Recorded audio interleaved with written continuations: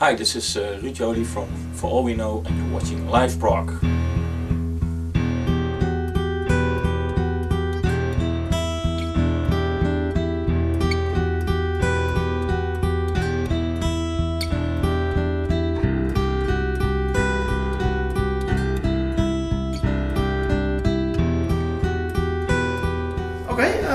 Well, we are here with Jolie and Joey Bruers from Maiden United, less than an hour away from a tryout show.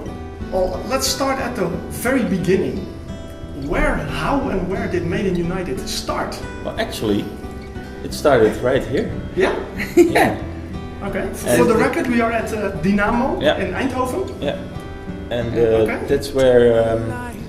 when was it, 2005 or something? Six. There was this Iron Maiden convention going on, and Joey here was asked to do something extra special for that occasion, and he had the idea to play some Iron Maiden songs, but in an acoustic way, and that's where we did this for the very first time. But back then it wasn't an official project yet, and I remember that you were pretty nervous, because Iron Maiden fans are known to be, how can you say that politely? But there's this thing going on. Don't touch our band, Iron Maiden, and Within Temptation, we did quite some support shows for Iron Maiden, and the audience response could be pretty brutal. Okay. And I remember that he was pretty nervous about how the people would react to playing their songs, but in a whole different way. But it went down very, very well, I remember, and it was lucky really us. fun. Lucky us. Well, lucky you actually. Well, it was right in this venue, yeah. Okay. This was the first venue where we ever played. And there was a very special audience member. Yeah. Then it was Mr. Steve Harris himself. Okay. So there was another factor that made it kind of nerve-wracking. Yeah, it was. I can imagine that. Okay. Yeah, But did he enjoy it? Did you have a chance to talk with him?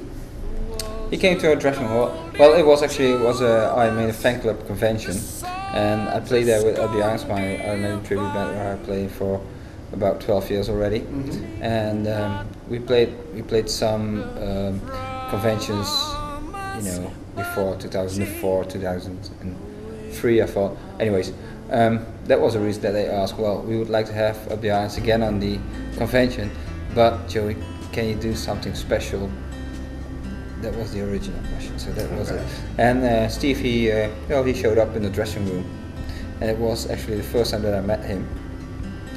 And that was very special that I met Steve Harris in my dressing room. And it was just the completely other way around, and that was something, that was really weird. And well, it was one of the most important moments in my music career, because Steve Harris, he's my hero for such a really long time. He's the reason why that I play the bass, actually. So that's and he was there. But on the other, so that was amazing. That was brilliant. But on the other hand, I was playing on stage his songs, his bass parts, and there's nothing you can do really well. Everything you do is it's wrong. Okay. Because the master himself is on the balcony. That's true. So I was nervous, and it was the best show ever because Steve was there. It was a dream came true, and at the same time it was the worst show ever because I couldn't do anything good at that moment.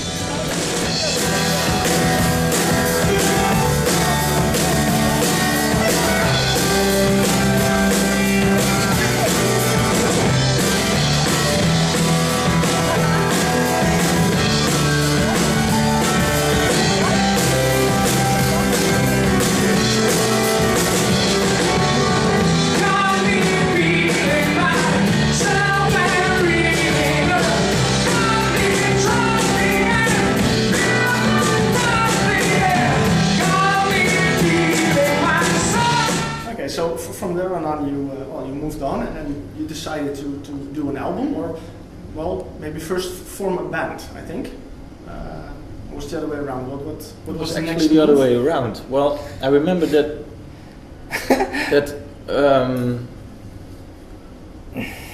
well, we kind of had a break from doing live gigs because Yeah, that was it. Well, we did that over here, and it was just alright. We will, we will be smashed by tomatoes and eggs. That could be possible, or we were just heroes at the day. That both things could happen, and we hadn't got a clue what was gonna happen. Actually, the reactions were just outstanding. They were pretty good, and everyone came to us and said, "Wow, this was amazing," and what a brilliant idea. And I said, "Well, the only thing that we said was, well, thank you." That was the only thing that we said. And then, I started to organize just a few more shows because I really enjoyed it myself as well. Yeah. And I did a couple of shows in Belgium and Holland, and at one point I really can remember that was in Ghent, Belgium. We did a show with that Maiden United. Well, actually, Maiden United in that period. We did a show, and the crowd, they went really crazy, and that was so. Well, it was an amazing evening. And I drove back home, and I thought, well, what am I gonna do with this project? Is it what are we gonna do? And I thought about it, and I thought, well, I have to quit the live shows now, because if we go on with live shows, there's someone else who picks up the idea or whatever. We have to stop it, and we have to start the recordings and make an album and take it very seriously. And I think that everyone, they would like to have a record. That was it, and I told Ruud about that was my idea, and he agreed with me. And the only thing that we needed was time to do it. And then it was 2010, 4 years after, actually 3 years after that moment, that I thought, well, let's quit the live shows and do it, And we talked about it a lot, in that period. And at one point we said, well, this is the time we're gonna do it, and we started, and by the end of then we had to look for musicians because we already that was a question. had a lot of arrangements because the two of us we got together on a regular basis, work out some ideas. At one point in time we had the idea to do just Peace of Mind songs, so the whole Peace of Mind album. And when it was time to do the actual recordings, we had to find musicians. Yeah. Well, and as a matter of fact, two of our best friends, Mike Colin on drums and Marco Kuipers on piano, well, they've been our friends for, I've been friends with Mike for the last 22 years or something, and I went to the conservatory with both Mike and Marco, and we all knew each other for a very long time, and so that was easy as that. But then the biggest obstacle were the vocals. Yeah. But it didn't turn out to be that difficult, because I had worked with Damian Wilson the year before with his DWB, the Damian Wilson band thing. Well, the first time that I met Damian was when he was with Threshold supporting Within Temptation at here in Eindhoven at the Beursgebouw. Yeah. Pretty big gig, and that's when we started chatting and kind of became friendly, and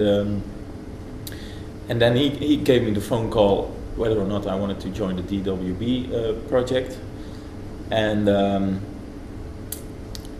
he had a very good financial deal with me, so I knew that I could ask something in return from him.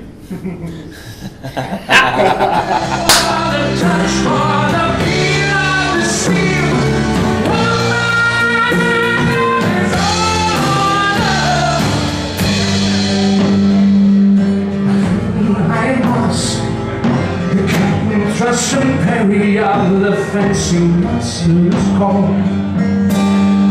He taught you all you ever knew to fear no more man.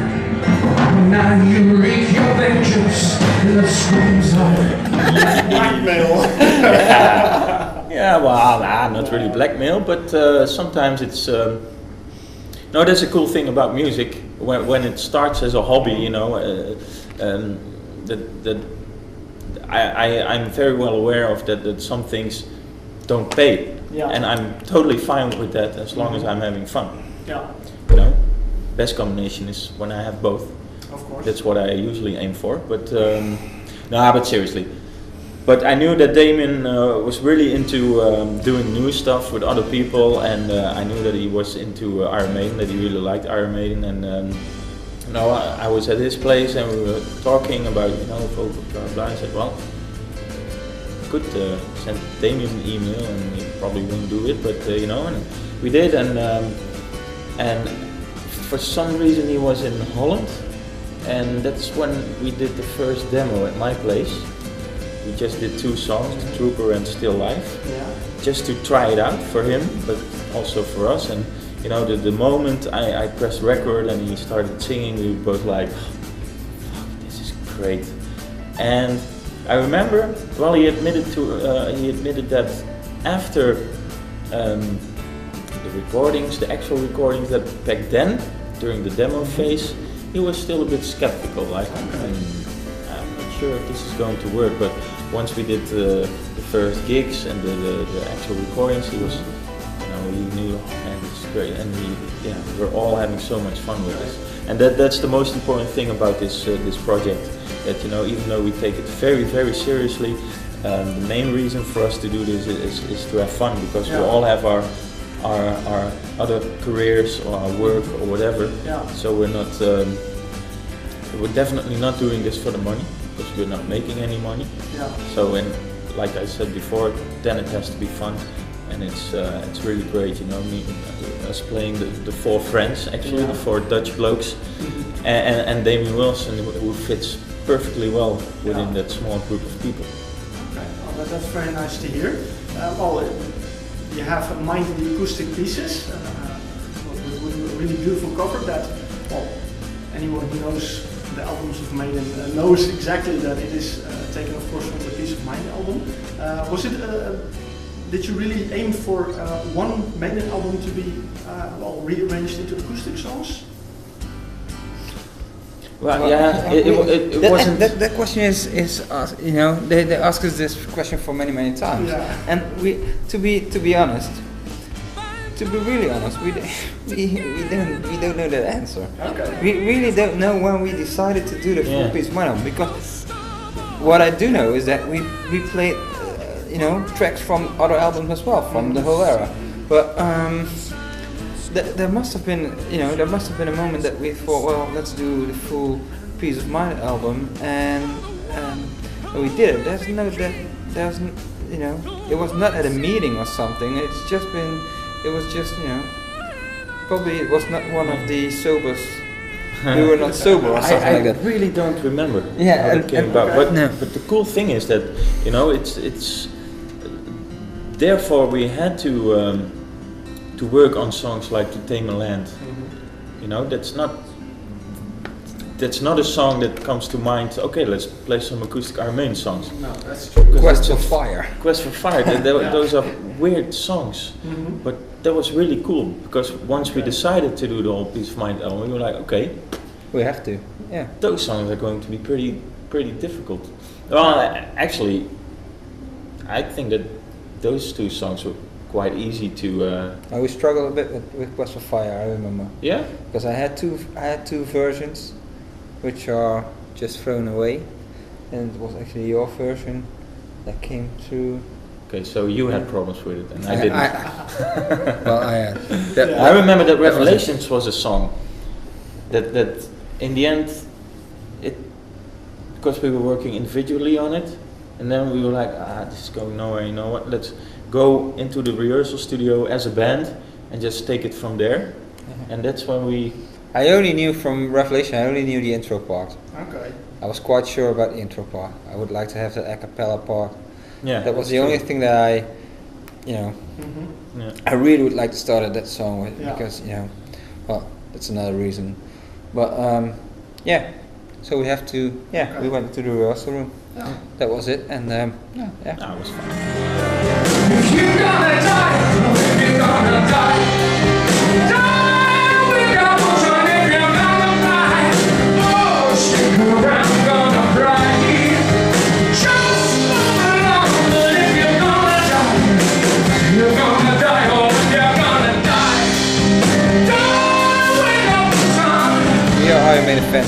Exactly. You know? Everything we do is out of respect for this band. What we do with these songs is out of respect of the songs, because we want to we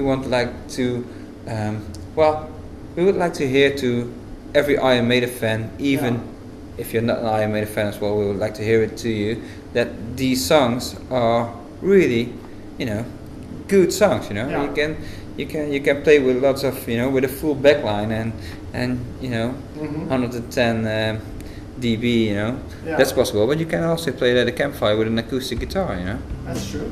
That's it. That's definitely what you prove. Yeah. Now, I just read. I think I read it today. The artwork, the cover artwork, and the title for the new album, Across the Seventh Sea. So I was immediately checking which song was it again. Wasted Years. Is there already something you can say about the new album, or do you want to still keep it? No, there's a lot to say. I'm very curious. Well, the artwork that you saw is not the actual artwork for the CD. That's the artwork for the special pre-order T-shirt, because since today people can pre-order the album, whether it's CD format or vinyl, and we have the so-called early bird special. You know, people who order it now until 15th of July, they get some extra special stuff. And for instance, they can buy that T-shirt with the artwork. And you know, the track listing is also pretty clear, because we've done some gigs this year and last year, and you know, people don't have to be that smart to be able to tell which songs are going to be on the new album.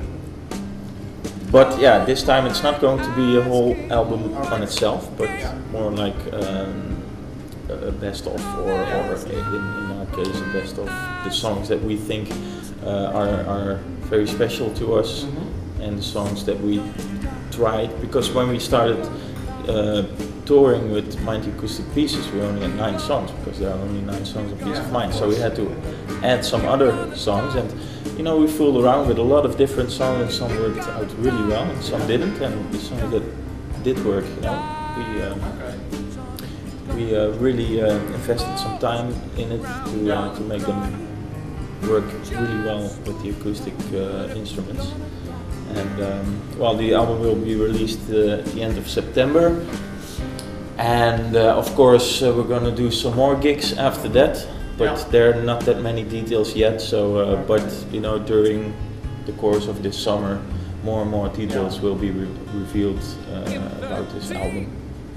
Okay, so the website is the place to be. Exactly. MaidenUnited.com. Yep. Correct. Okay. Well, I want to thank you very much for just before the show, giving me some time to have a chat with you guys. Nice to hear all the things that are happening in Maiden United camp, and I'm looking forward to see you guys on stage. Yeah. Well, it's a pleasure. Looking forward to play. Okay. So it's going to be fun. Yeah. Thank you. Thank you. Thank you.